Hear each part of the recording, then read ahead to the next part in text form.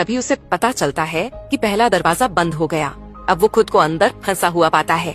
इस बार जगह इतनी कम थी कि वो दरवाजे को खोलने की कोशिश भी नहीं कर पा रहा था। थक हार कर वो जमीन पर बैठ जाता है और सोचने लगता है। उसे वो पल याद आने लगते हैं जब वो बटन से मिलने वाली अजीब चीजों के साथ खेला करता था। उसे एहसास होता है कि भले ही वो वहाँ भी कैद था, लेकिन कम से कम वहाँ पर उसके एंटरटेनमेंट के लिए बहुत कुछ था। अचानक उसे साइड वाली दीवार से अपने चेहरे पर हल्की हल्की हवा महसूस होती है। हैरानी से वो उस दीवार को छूता है और देखता है कि उसमें एक दरार है। उसे तुरंत समझ आता है कि ये दीवार नकली है। बिना टाइम वेस्ट किए वो दीवार को खोलकर एक मिस्टीरियस हॉलवे में प्रवेश करता है। ये रास्ता हवा में तैरता हुआ लग रहा था और ऐसा महसूस हो रहा था मानो यहाँ से बाहर निकलने के लिए उसे अनंत काल तक दौड़ना पड़ेगा।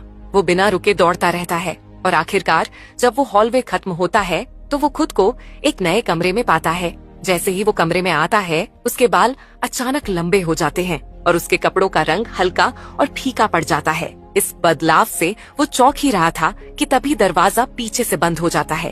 कमरा देखकर उसे महसूस होता है कि ये कमरा भी पिछले वाले कमरे जैसा ही खाली है, लेकिन इस बार कमरे में छोटे फरिश्तों की जगह बड़े फरिश्ते मौजूद थे। वे थोड़ी देर तक कमरे में रहते हैं, फिर अचानक दीवारों में गायब हो जाते हैं। जाते जाते वे दीवारों पर अपने पीछे वही अजीब बटन छोड़ जाते हैं। ये अभ्यास का चरण होता है। अब ये आदमी